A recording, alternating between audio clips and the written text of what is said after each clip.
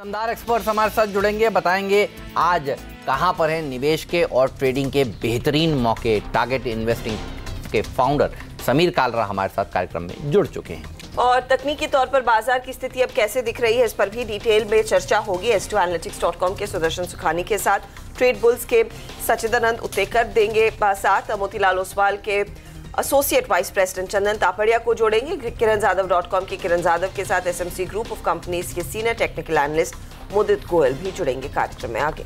बिल्कुल। और सबसे पहले देख लेते हैं कि दरअसल ग्लोबल मार्केट से किस तरह के संकेत मिल रहे हैं। दूसरे दिन लगातार अमेरिका के बाजारों में दबाव देखने को मिला है और अर्निंग्स को लेकर दरअसल चिंता हो रही है। बोइंग खराब नंबर्स पेश करेगा, जिस तरह से एयरक्राफ्ट में दिक्कत आई थी। और आप देखिए अब इस हफ्ते आगे आने वाले दिनों में बहुत सारे बैंक्स हैं जिनके नतीजे आने वाले हैं, तो नतीजों से पहले, परीक्षा से पहले थोड़े से नर्वस हैं यूएस के मार्केट्स। और ऊपर से आप देखिए जीडीपी के अनुमान भी जो घट रहे हैं, उससे भी थोड़ी सी चिंता बन रही है। लेकिन आप देखिए इसका असर आज एशियाई बाज़ारों पर हुआ है और हांगकांग का बाजार जो सबसे वॉलेटाइल मार्केट है, देखिए तेज़ी से नीचे की तरफ फिसला है। इतना ही नहीं, बाकी के एशियाई बाजार भी देखिए दबाव के साथ कारोबार कर रहे हैं और इसका असर SGX निफ्टी पर देखने को मिल रहा है। तो कल दिन के उच्चतम स्तर पर जाकर हमने समाप्ति दी, करीब निफ्टी में 100 पॉइंट की रिकवरी देखने को मिली। FIS की तरफ से 4 डिजिट के बाइंग के आंकड़े निकल कर आए, लेकिन आज सुबह जिसने कल आखिरी में खरीदा वो थोड़ा सा नर्वस होता हुआ, और जिन्होंने कल दिन भर इंतजार किया और लगा कि मिस आउट हो गए,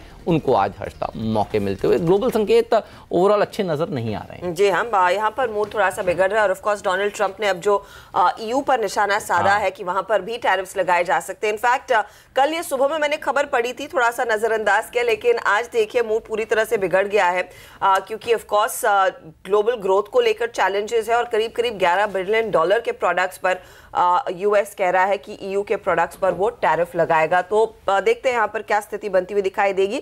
और इसी ट्रेड टेंशन का जिक्र दरअसल IMF ने भी अपने इस पर्टिकुलर फोरकास्ट में कहा है कि ट्रेड टेंशन लगातार बढ़ रहा है और इससे जब तक ये मामला सुलझ नहीं जाता, इंटरमीडिएट प्रोडक्ट्स के दाम बढ़ते दिखाई देंगे, कैपिटल गुड्स के दाम बढ़ते हुए दिखाई देंगे और इसका असर रहेगा कंज्यूमर सेंटिमेंट पर। इसीलिए IMF कह रहा है कि मामला थोड़ा सा नरम रह सकता है और उन्होंने ग्लोबल इकोनॉमी का फोरकास्ट थोड़ा हल्का किया और साथ ही साथ भारत का भी।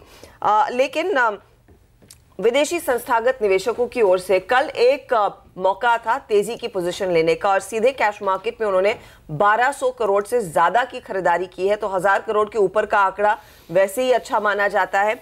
दूसरी तरफ ऑफ कोर्स हम देख रहे हैं इस सब खरीदारी के बीच अभी भी वो ऑप्शंस और फ्यूचर्स में अपनी पोजीशन हेज कर रहे हैं, वहां पर बिकवाली की पोजीशंस आई हैं और डोमेस्टिक इंस्टीट्यूशंस थोड़े बहुत साइडलाइंस पर बैठे हुए हैं। लेकिन ये FI का कैश वाला आंकड़ा शायद इंडिकेट करता है कि जो हमने कल लास्ट आवर में तेजी देखी वो कहां से आई और किसके बदौलत आई है।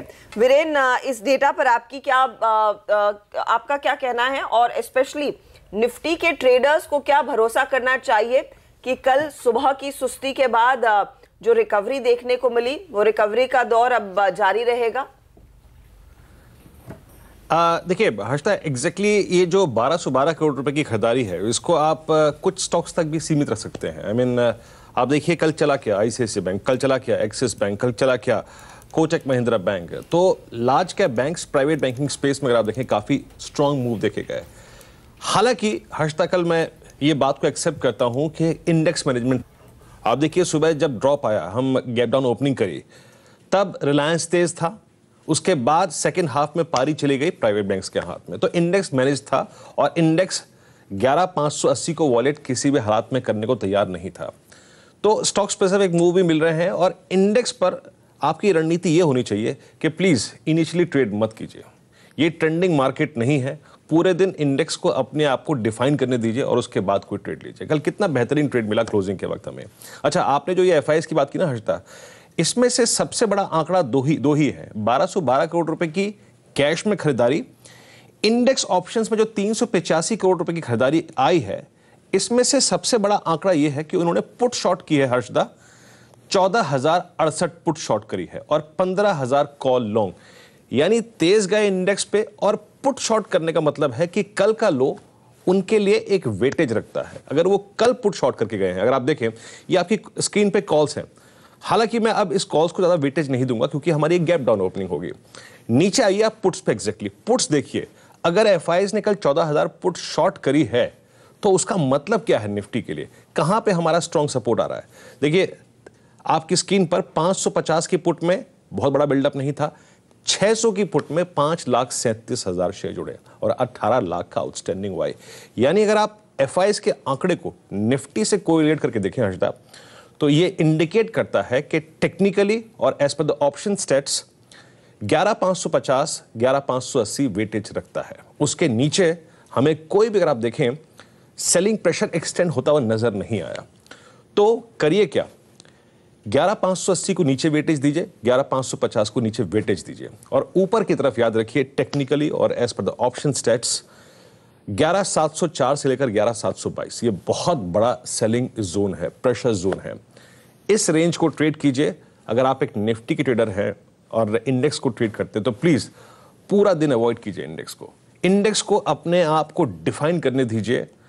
सेकेंड हाफ में या फिर लास्ट में अगर बैंक्स चलते हैं, ये दिग्गज बैंक चलते हैं, तो आपको एक स्विंग मिलेगा, आइदर साइड मिल सकता है, नो डाउट, लेकिन इस रेंज को ट्रेड कीजिए। और आज तक कोई भी सब्सटेंशियल मूव अगर आना है तो आपको ऊपर की तरफ पहले 720 निकालना होगा, या फिर नीचे कोई बड़ा ब्रेकडाउन आना है तो आपको 550 को वॉलेट करना पड़ेगा। लेकिन मैं ज्यादा कंफर्टेबल हूं कि मैं 230 फैक्टर को ट्रेड करूं, ना कि पूरे सेशन को।